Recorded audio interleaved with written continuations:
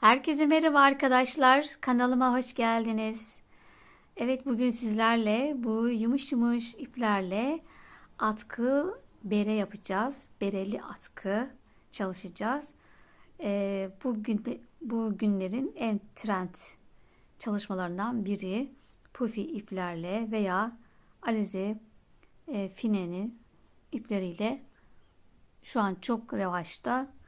Genç kızlarımız veya genç erkeklerimizin, çocuklarımızın çok sevdiği bir atkı bere çalışacağız arkadaşlar. Şimdi bunun için ben Alize'nin pufi ipini kullanacağım. İsteyenler Alize'nin tekrar bir de böyle incesi var. Bu kadar yoğun kaba istemiyorsanız bir de böyle incesi var. Alize Pufi Fine. İsterseniz bunu da çalışabilirsiniz.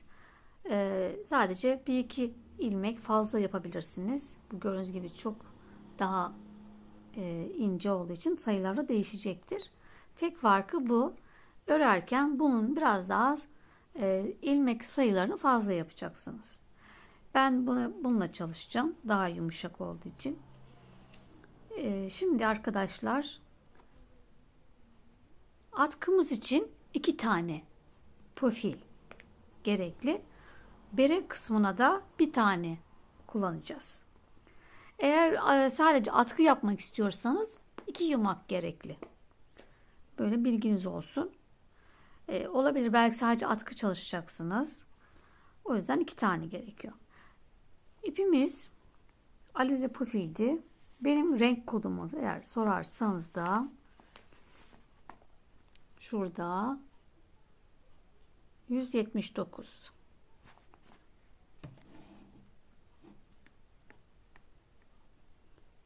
Evet, renk kodumuz 179.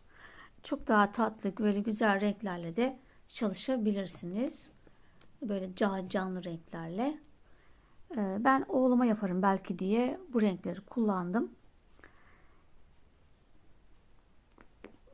Arkadaşlar, eğer ilk defa pufi örecekseniz bunun için örgü bilmenize gerek yok. Sadece parmakla öreceğiz. Hiç bilmeyen herkes örebilir. Çok kolay. Ve bir günde bitebilen veya 2 günde olabilir. Sizin hızınıza bağlı. 2 günün en fazla bitebilen kolay bir çalışma. Sevdiklerinize armağan edebileceğiniz, satış yapabileceğiniz bir çalışma yapacağız. Şimdi yumaklarımızı şöyle alalım, hemen atkımızla başlayalım. Atkımızın bere kısmında kulakları var. Neyse şöyle yırtayım bari. Bere kısmındaki önce kulaklarımızı ayıralım.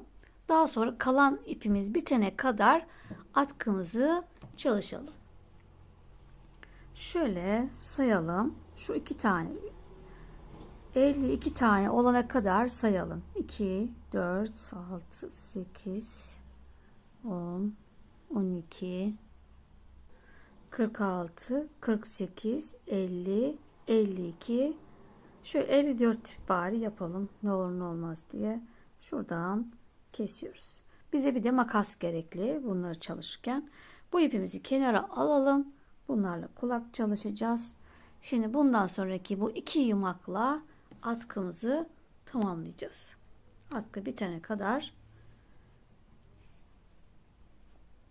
örmeye devam edeceğiz. Şöyle yapalım. Şimdi şöyle tutalım ve şöyle bir düzeltelim. Atkımız için yapmaya başlayacağız. Evet, önce şu baştakini şöyle kesip açmak istiyorum. Çünkü şu görüntü sonra kötü gözükebilir. Daha sonra çıkabilir. O yüzden burayı daha sonra içinden geçireceğim için bu uzun kısmı buraya bırakıyorum.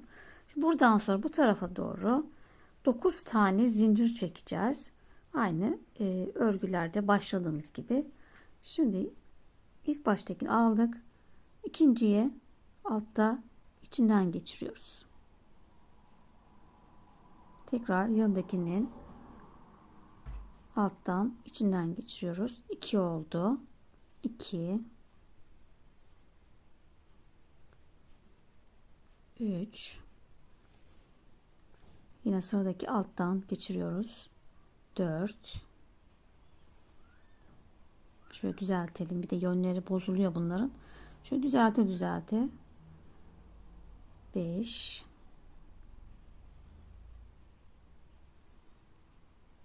6 7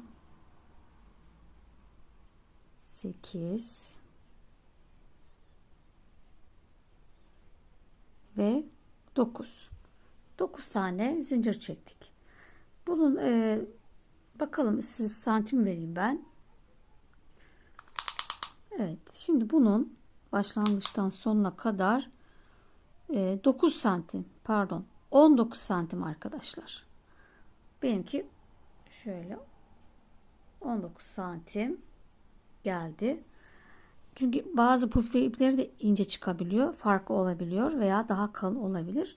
Benimki 19 santim. Şöyle. Hatta 18 diyelim.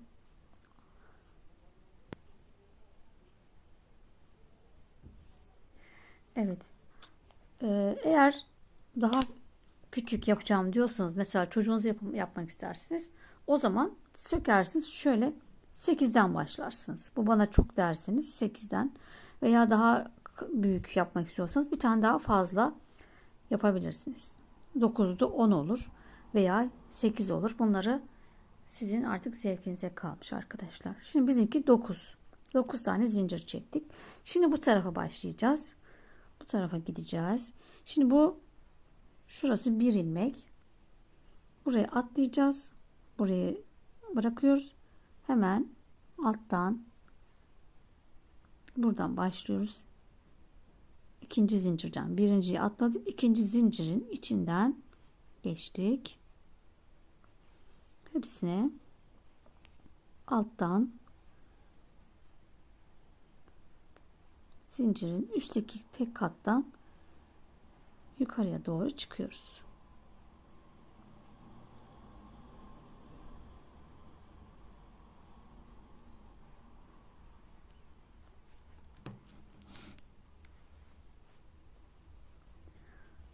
Sıradaki ipimizi yine sıradaki zincirin üstteki tek kattan içinden geçirip yukarıya doğru çıkıyoruz. Çok kolay, parmakla örülen zevkli bir çalışma. Yine sıradaki ipimizi zincirin içinden geçiriyoruz.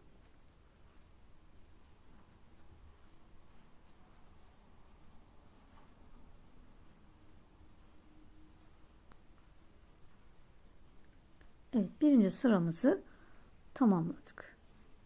Şöyle bir düzeltelim. Evet, birinci sıramızı tamamladık ve yine 9 tane ilmeğimiz var. 1 2 3 4 5 6 7 8 ve 9. Bu sıradaki ip. Şimdi ikinci sıradayız ve ikinci sıramızda ilk baştaki ilmeğimizin içinden arkadaki yeni gelen ipi geçiriyoruz. Ve böyle düz örgü yapıyoruz. Tekrar yeni gelen ipimizi ikinciden geçirdik.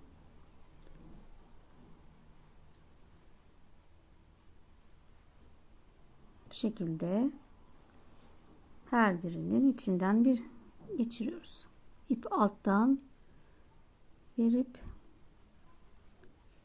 düz örgü yapıyoruz arkadaşlar.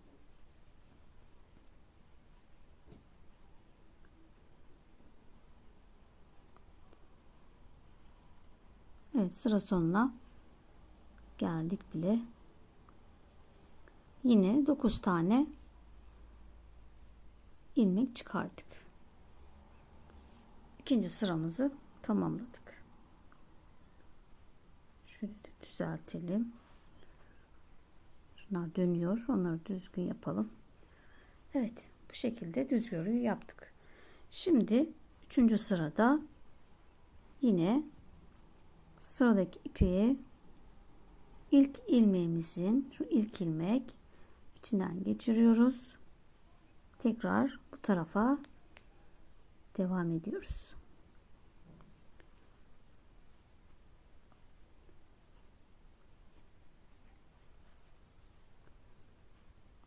Evet, atkımız bu şekilde bitene kadar hep aynı şekilde devam edeceğiz.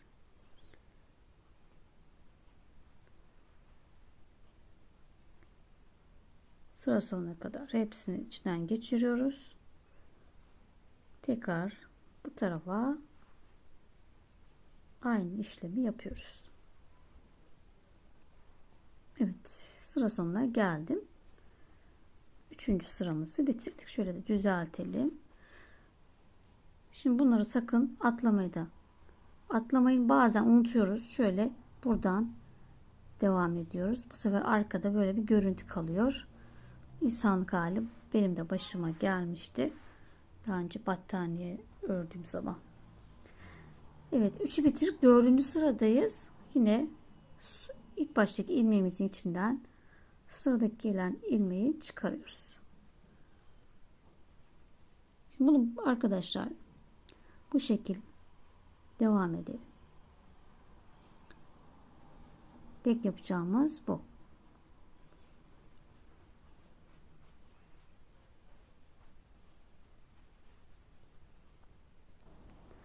Evet, birinci yumağım bitti arkadaşlar. 1 metre boyunda ördüm.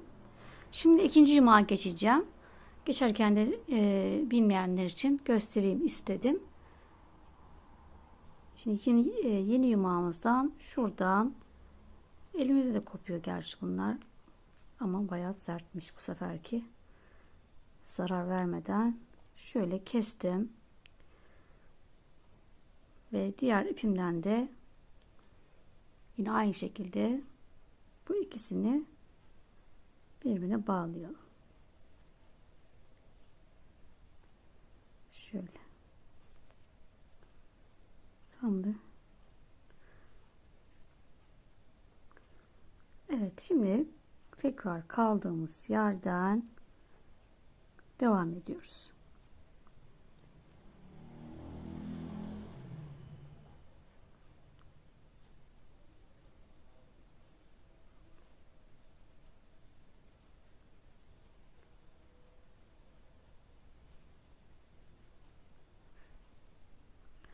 Evet arkadaşlar, yumağım bitene kadar atkımı ördüm ve bitirdim. Yumak bitti. En son burada 8 tane bunlardan kaldı. O yüzden artık burayı bitireceğim. Ve ipimi keseceğim.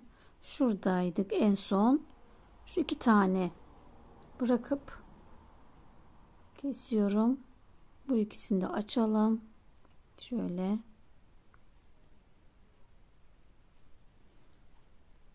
Evet, bunu böyle açtık. Daha sonra buradan içeriden ipimizi gizleyeceğiz. Şimdi artık kapatacağız. Kapatırken de ipimiz burada kalmıştı. Buradan değil de bu taraftan kapatmaya devam edeceğiz. Baştakini yanındakinden içinden geçiriyorum. Tekrar alttakini üsttekinin içinden geçiriyoruz.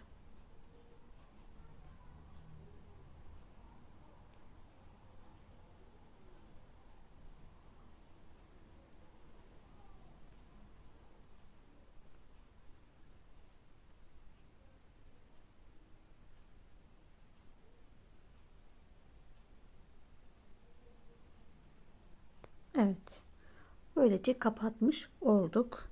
Bu ipimi de içinden geçiriyorum. Düğüm atmış olduk. Bunu da şöyle aralardan geçirelim.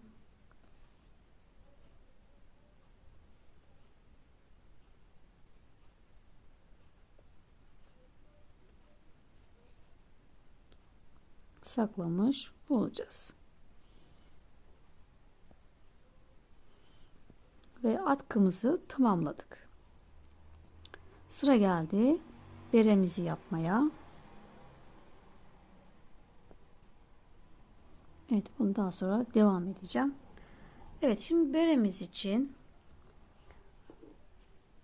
atkımızın nasıl olması istiyorsanız bereyi tam ortaya da yapabilirsiniz veya yana gelecek şekilde, hani atkıyı boynumuza şöyle 2 defa dolayacak şekilde yönünü değiştirebilirsiniz.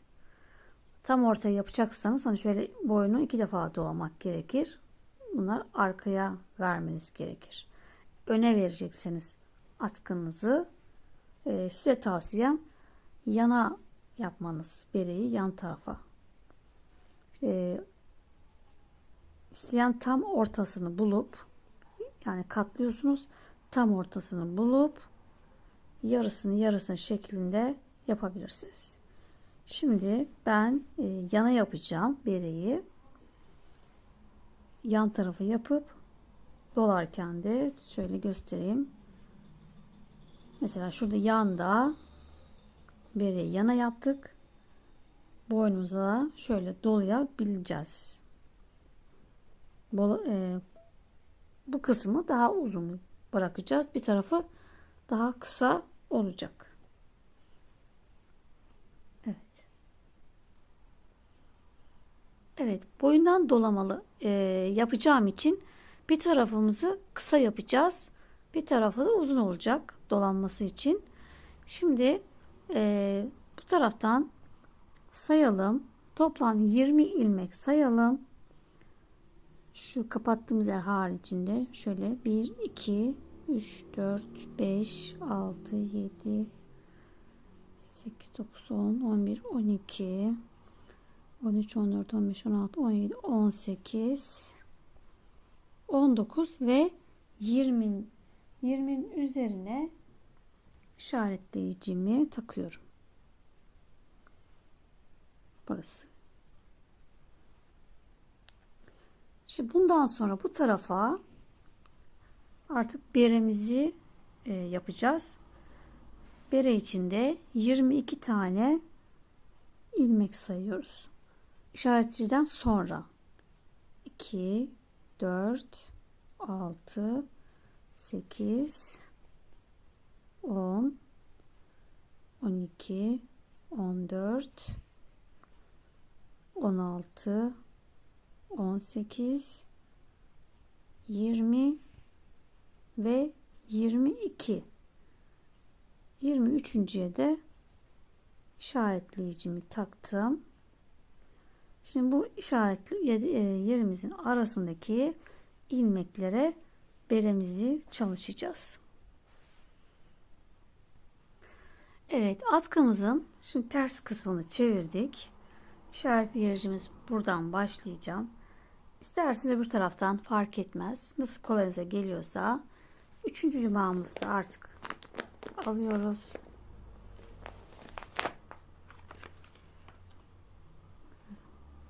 Ve ilkini yine açalım. Makasımız nerede?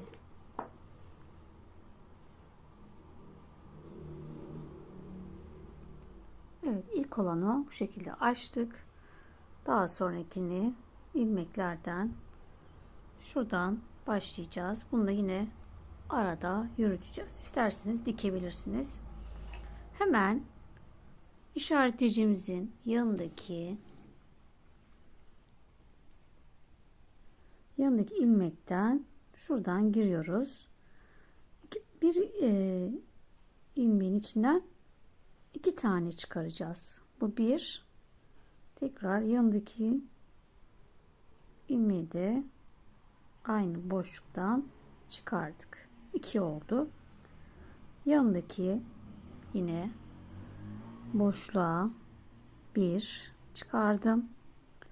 Yanındakini boşluktan 1 çıkardık. Sıradaki boşluktan 2 tane çıkarıyoruz. Yani arttırma yapmış oluyoruz mantık olarak. Tekrar aynı ilmekten bir tane daha çıkarıyoruz. Evet. Bir çift, iki tek, bir çift, iki tek şeklinde devam edeceğiz. En son çift yaptık. Sıradakinden tek,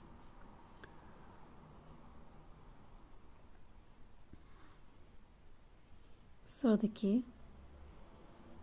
burası tek, iki tane tek ve bir çift.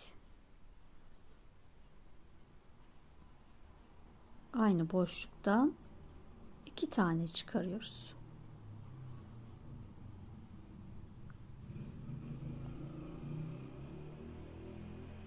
Evet, sıradaki boşluktan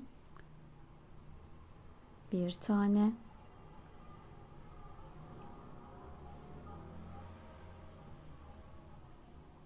sıradaki boşluktan bir,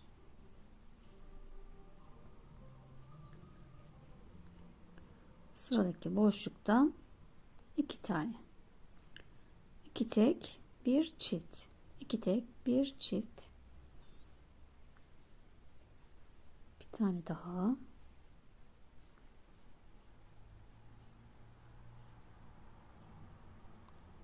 evet, yapacağımız işlem bu. Diğer işaretleyeceğimize kadar iki tek, bir çift.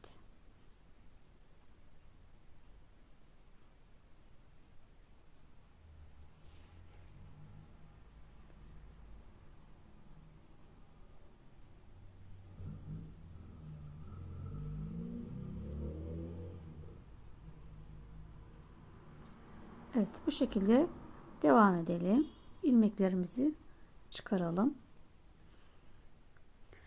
Evet, sıra sonuma geldim arkadaşlar. En son çiftle bittim. Buradaki işaretleyicimize kadar yaptık. İşaretleyiciye yapmıyoruz. Bundan öncekine kadar zaten çiftle bitiyoruz. Toplam ilmek sayımız 30. 30 tane ilmek çıkardık. Şimdi normal atkıda yaptığımız gibi düz örgü yapacağız. Yine içlerinden geçeceğiz. Hemen ipimdeki sıradaki bu ipi içinden geçiriyorum. Sonra tekrar yanındakinden devam ediyorum.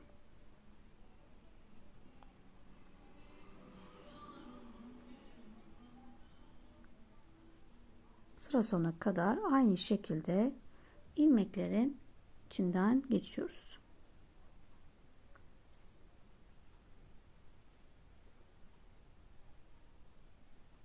Örerken de şu ipleri de düzeltelim. Düzgün olsun. Şöyle düz baksınlar. Şöyle çarpık çırpık olmasın. Kötü bir görüntü olur.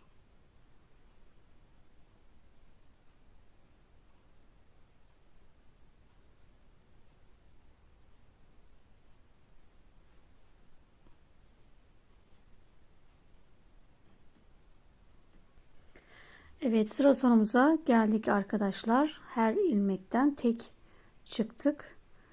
İşaretleyicimiz buradaydı. Şimdi ikinci sıramızı yapacağız.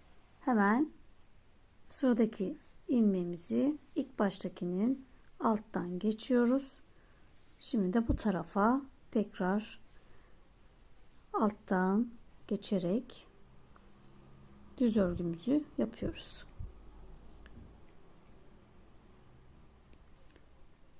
Hepsinin içinden tek geçeceğiz.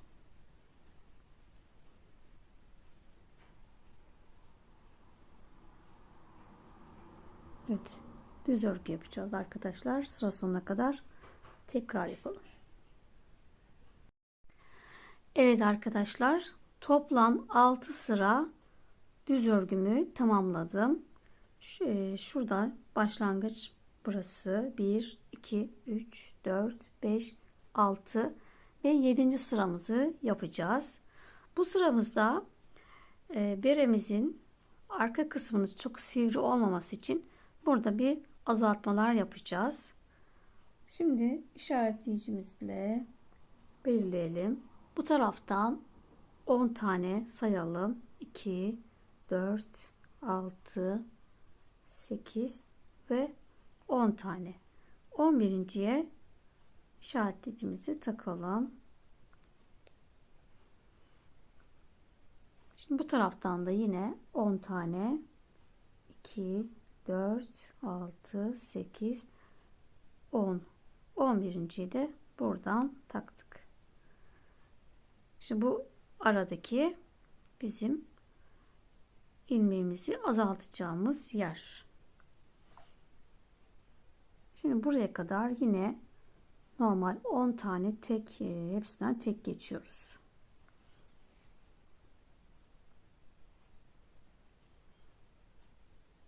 İki,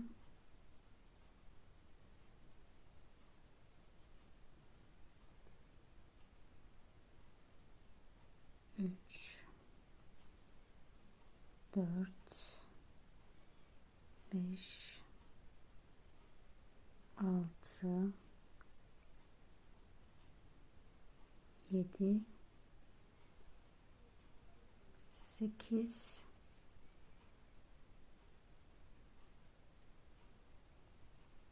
9 ve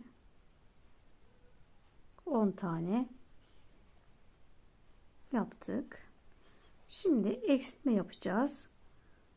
İşaretlediğimizi çıkaralım ve bu iki tanesini şöyle çapraz yapacağız. Bu tarafa doğru birinciyi, bu iki ilmeğin içinden geçiyoruz ve burada azalmış oldu, bir tane eksilttik. Tekrar devam edelim. 1, 2, 3,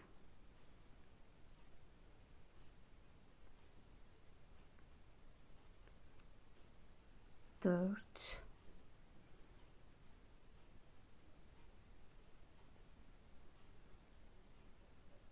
5 ve 6 tane tek yine yaptık. En son işaretleyicimiz burada ve yanındakini azaltacağız. Onu çıkaralım. Artık belli. Bunu da yine bu sefer bu tarafa doğru, ikisi böyle güzel görünsün diye bunu bu tarafa aldık. İkisinin içinden geçiriyoruz. Evet, görüntümüz çapraz. İkisi bu şekilde daha sonra en son bitecek. Tekrar 10 tane örüyoruz. Evet, 8. sıradayız ve yine başlangıçtan itibaren 10 tane ilmeğimizi ördük. Şimdi yine azaltma kısmına geldik ve bu tarafa doğru çapraz yapıyoruz. Sıradaki gelen ilmeğimizi içinden geçiriyoruz ve azaltmış olduk. Tekrar buradaki azaltmaya kadar şöyle çapraz yaptığımızda kaç kalıyor? 2, 4 kalıyor. 4 tane içinden geçiyoruz.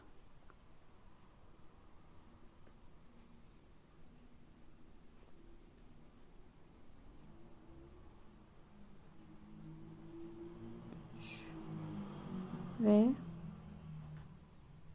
4 tane geçtik. Tekrar burada ikisini üst üste koyuyoruz. Yine bu tarafa olacak şekilde çapraz yapıp ikisinin içinden geçtik ve azaldı. Ve geri kalan 10 taneyi yine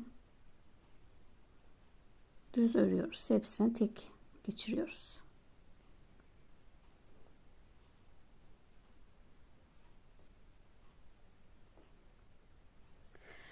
Evet, 9. sıramızdayız ve yine 10 tane ilmeğimizi içinden geçtik. Tekrar azaltma yapacağız. Yine bu tarafa doğru çapraz yapıyoruz ve sıradaki ilmeğimizin içinden geçiyoruz. Evet, yine azalttık. 2 tanenin içinden tek geçiyoruz.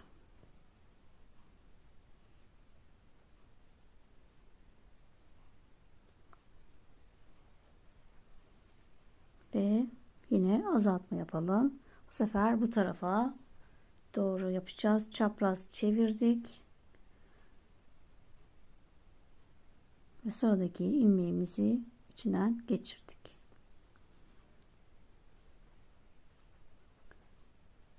Evet, böyle bir görüntü aldı.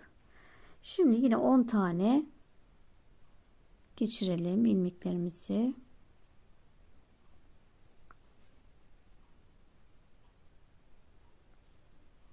Tekrar 10. sıramızda yine 10 tane bu tarafa geçeceğiz. Evet, 10. sıradayız ve yine 10 tane ilmek çıkarttık.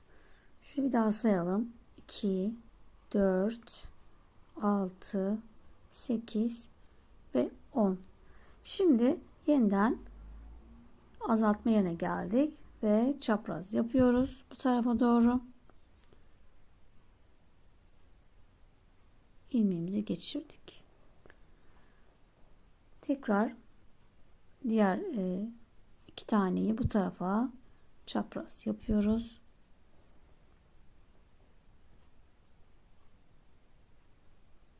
Ve içinden geçirerek son azaltmalarımızı yaptık. Daha sonra bir dahaki sırada da öbür çapraz yapacağız. Ve kalan yine 10 tanenin içinden geçiyoruz. Bu sıramızda bitirdik.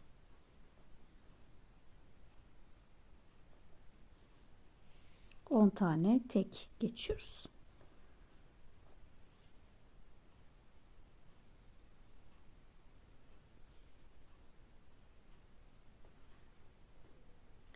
Evet arkadaşlar, 12. sıradayız ve yine 10 tane ilmeğin içinden geçtim. Hepsinden tek geçtik. Yine azalttığımız yere geldik. En son bunları da böyle çarpı yaparak içinden geçiyoruz. Ve burada böyle bu tarafa doğru bir toparlamış olduk. Beremizi, sivrilerini kaybetmiş olduk. Tekrar kalan 10 tanenin de içinden geçiyoruz. Ve beremizi bitirmiş olduk. Şimdi birleştirme yapacağız. İpim de bir sıra daha gidecek şekilde arttı. Eğer daha bir bakın, böyleyken bakabilirsiniz. Yani prova yapabilirsiniz.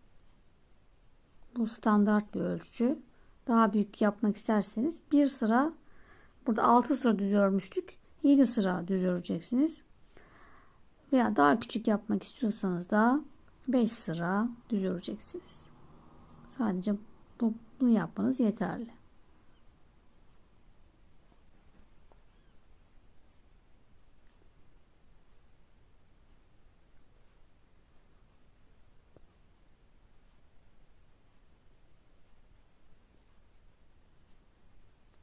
Şöyle düzgün olsun diye biraz vakit geçiyor, o yüzden mesela böyle geldim, düzeltiyorum, düz şekilde tutup öyle içinden geçiriyorum ki daha muntazam, güzel gözüksün. Evet, 10 tanenin de içinden geçtim ve bitirmiş olduk. Şimdi iki ucu birleştireceğiz. Evet, artık ipimizi kesebiliriz. Şöyle 2 tane kaydım. Bunu ayırıyorum. Yani bu kulak için de yeterliymiş. Şunları da şuradan açalım.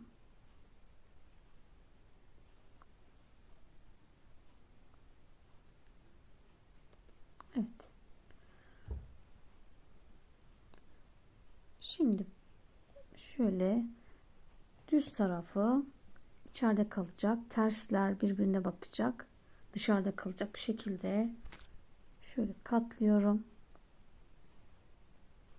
Ve ilk ilmekten başlayıp içinden geçiriyorum.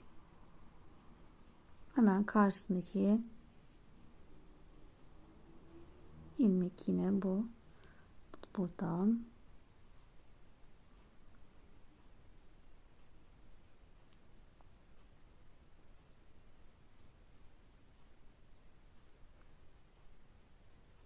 karşısına nereye denk geliyorsa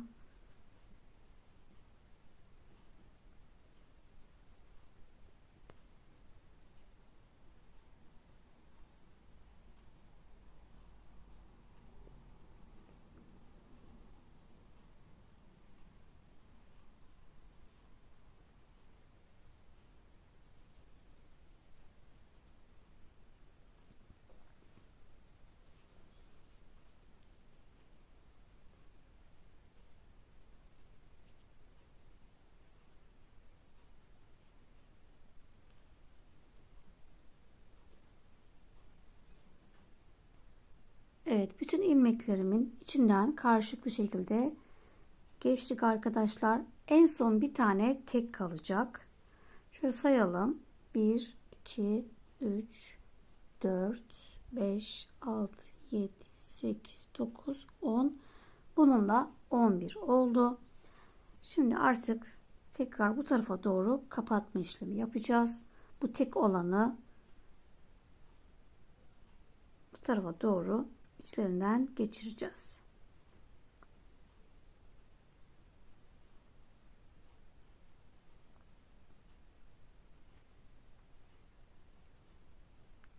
Yine en son zincirle kapatmış oluyoruz. Zincir görüntüsü yani.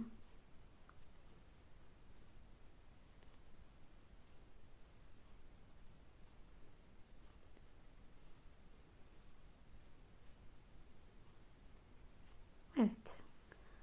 Sıra sonuna geldim. Şimdi buradaki ipimiz vardı. Bu ipi de bunun içinden geçiriyoruz.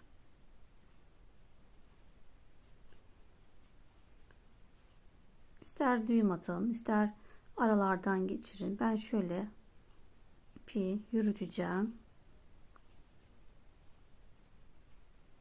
Her ilmeğin içinden geçiyorum.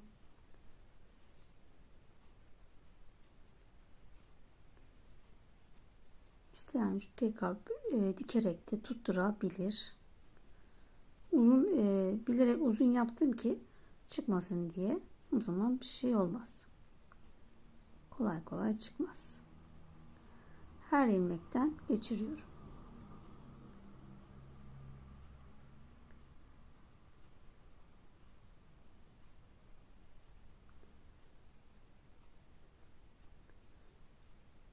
Evet. Ve beremizin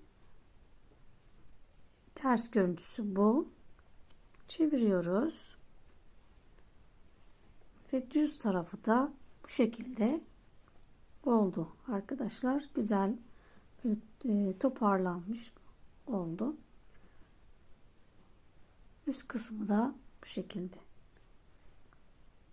Gayet güzel, muntazam oldu. Şöyle çevirelim. Görüntümüz gördüğünüz gibi yuvarlak bir görüntü oldu. Şimdi sıra geldi. İsteyenler tabii kulaklar yapacağız. İki tane kulak yapacağız. İsteyen yapmayabilir. Şimdi onu çalışalım. Evet, kulağımızın birincisini bu şekilde yaptım. İkinciyi de beraber yapacağız. Kalan ipimizi ip ayırmıştık biliyorsunuz. Onun biriyle bunu yaptım. Kalanla da bunu yapacağız. İkinci kulağı. Önce baştan şöyle iki taneyi açıyorum. Makasımla ortasına kesip ipimizi bu şekilde açtık. Şimdi bundan sonra bu tarafa doğru 5 tane zincir yapıyoruz. 1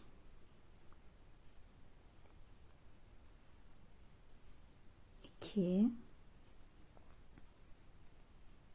3 4 ve 5 zincir yaptık. Şimdi zincirlerimizin içinden ikinci sıraya geçeceğiz. Buradaki birinciyi bunun içinden geçmiyoruz. Yani şuradan. Buradan devam edeceğim. Bu birinciyi bunu yapmadan ikinci zincirim içinden 2 tane ilmek geçirip çıkaralım. Bu 1, aynı yerden bir tane daha 2, yani arttırmış olduk. Bir zincirden 2 tane ilmek çıkardık. Bir tane tek, yanındakinden bir tane tek,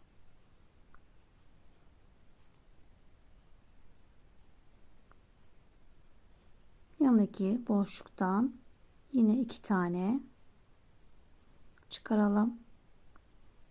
Bir, yine aynı boşluğun içinden 2.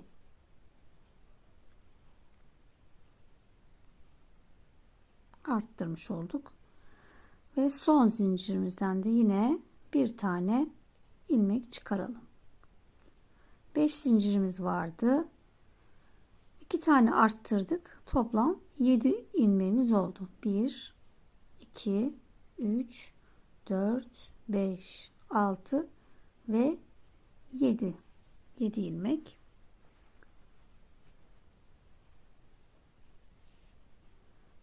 Şimdi ikinci sıraya geçeceğiz. Bir zincirdi. Birinci sırayı yaptık.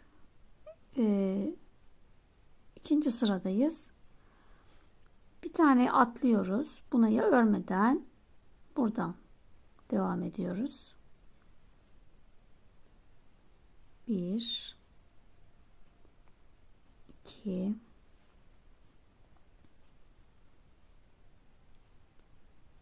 3, 4,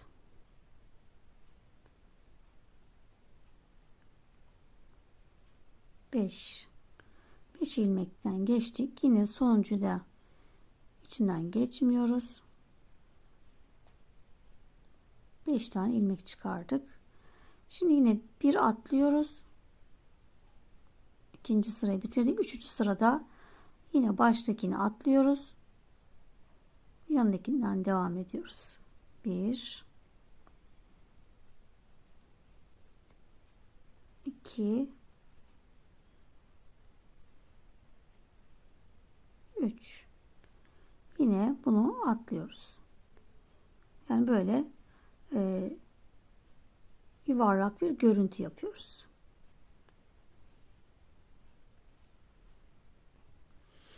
Evet ve en son yine buraya atlayıp ortadaki tek en son 3 ilmek kalmıştı. Yine bunu atlıyoruz.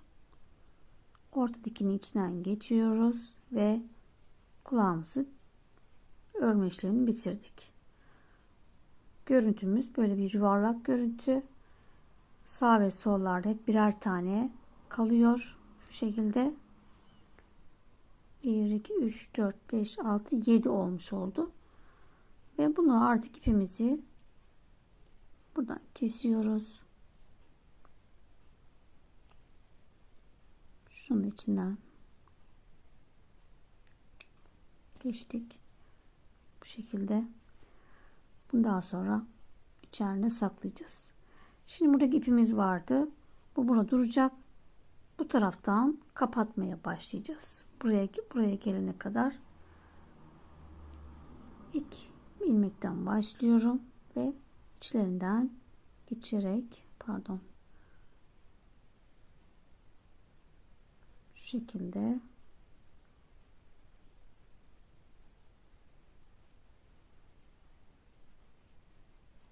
kapatıyoruz.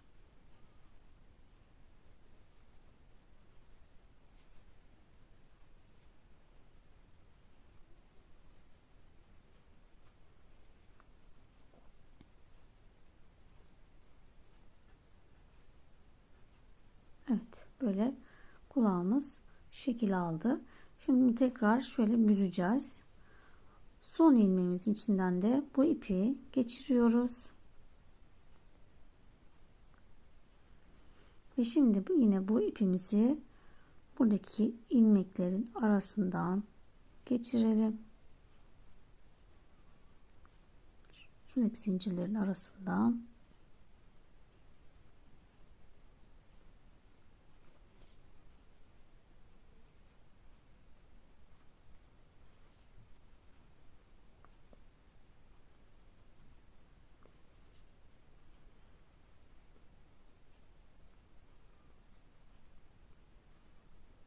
Evet, ve bu ipimizi çekiyoruz. Çekerek bir toparladık ve kulağımızı yaptık. Bunu da iç kısmı çektim. Burada kulağımızın tersi dışa doğru gelmiş oldu. Düz yüzü içeride kaldı. Bunu da burada aralardan geçerek saklayalım.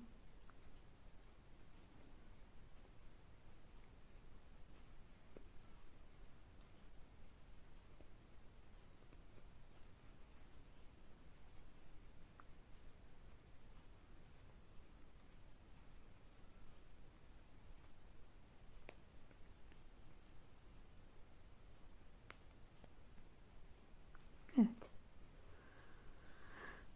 Yine bu ipi de içlerinden geçerek saklıyoruz.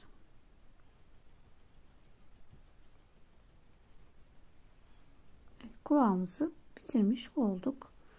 Şimdi şu iplerimizi de düzeltelim. Bunu da yine saklayalım.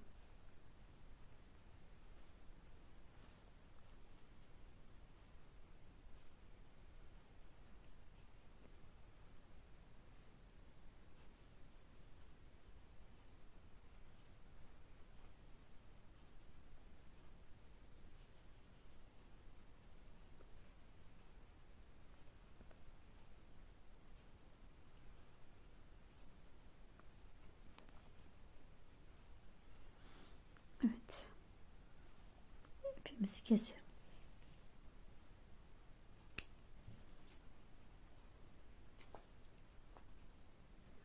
Evet, şimdi kulağımızı dikeceğiz arkadaşlar. Birinciyi diktim, yerini belirledim.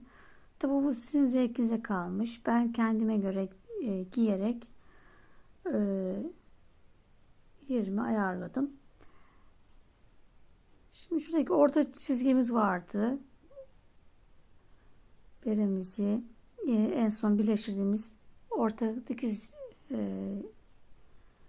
düz çizgiden bu tarafa 3 tane kayıyorum. 1, 2, 3. 3 sıra. Aşağıdan da şurası. Aşağıdan da yine 3 sıra kayıyor. 1, 2, 3. Tam şu kısım oluyor. Merkezimiz burası. Buradan bu tarafa yapacağız. Yerimizi belirledik. Burası zincir çektiğimiz yer, büzdüğümüz yer. Buradan şu şekilde koyup dikeceğiz. Şuradan bir şunu böyle yerleştireyim. Bu noktadan önce şu ipi bir sabitleyelim. Şöyle içinden geçiyorum ve ipimin de içinden geçeceğim. İpi sabitliyoruz, tutturuyoruz. 2, 3 şurasıydı. Ve buradan şöyle tutalım.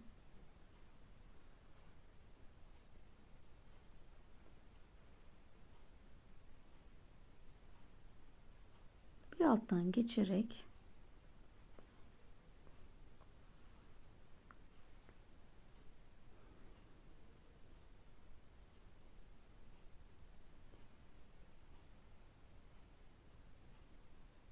hemen dibine batıyorum. İçinden geçiyorum.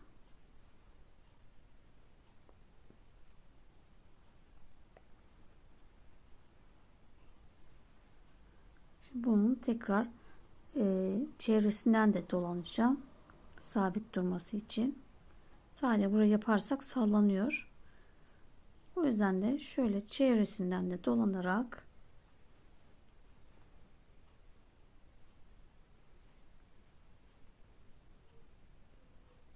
dikmeye devam ediyorum. Şu kısımlardan da tutturuyorum. Çok daha şeyi de bozmadan, beremizin görüntüsünü bozmadan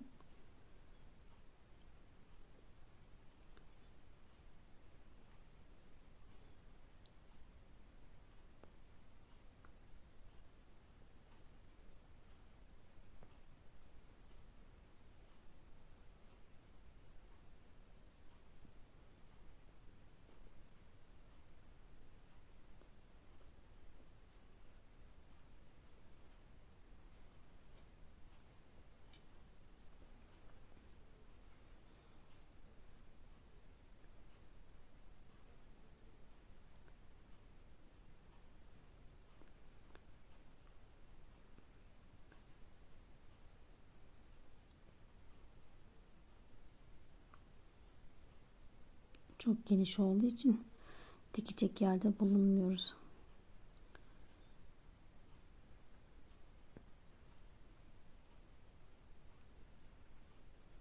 Evet, her tarafından diktim.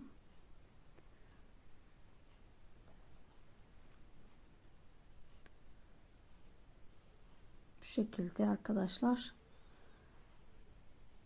Şuradan biraz bir tane daha sabitleyelim. Ve en son şöyle ipimin içinden geçiyorum. İpim bitti çünkü.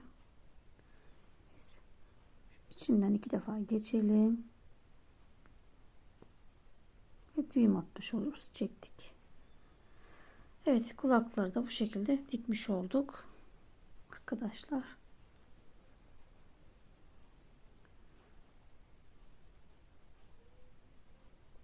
Evet. Evet arkadaşlar, kulak dikimi bu şekilde. Şimdi ben bunu giydim, prova yaptım. Ve demin aldığım ölçü daha yukarıdaydı. Biraz kaymış. O yüzden bir sıra yukarıdan dikeceğim. Yani şu çizgi, orta çizgiden bu tarafa 2 sıra kayacağım. 3 yapmıştım. 2 daha iyi. Bir tane söküp şu taraftan yapacağım. Ben daha biraz dik olsun istiyorum. Biraz yana kaymış. Kulaklar 2 yanda duruyor. Bu benim zevkim. Siz de nasıl isterseniz o şekilde yapabilirsiniz. Ve videomuzun sonuna geldik. Alize Puffy ipinden bereli, atkı, balaklava yaptık arkadaşlar bu videomuzda. Ve ben de çok beğendim. Bunu oğluma yapmıştım. Ama kendime de yapmak istiyorum. Çünkü çok güzel oldu. Yumuşacık. O soğuk, karlı veya işte ayaz günlerinde çok güzel olacaktır. Yumuşacık. Ve siz de torunlarınıza da yapabilirsiniz. Sayılarını daha az yaparak sevdiklerinize çeşit çeşit örebilirsiniz. Hediye yapabilirsiniz arkadaşlar. 3 Şubat'tan çıktı. Atkı beremiz. Tekrar yeni videolarda görüşmek üzere arkadaşlar. Bir dahaki videolarda yelekle çalışacağız. Hırka gibi şeyler de yapacağız inşallah. Evet, bu son 2023'ün son videosuydu. Yarına yüklenirse bir sorun çıkmazsa son videomuz bu olmuş oldu. Ve 2024'te tekrar daha güzel çalışmalarla birlikte olacağız. İnşallah yeni yıl size sağlık, mutluluk, başarı, bol kazançlar getirsin arkadaşlar. Savaşlar olmasın, barış dolu bir dünya olsun inşallah. Hepinizi seviyorum, öpüyorum. Hoşça kalın. Kendinize iyi bakın. Bay bay.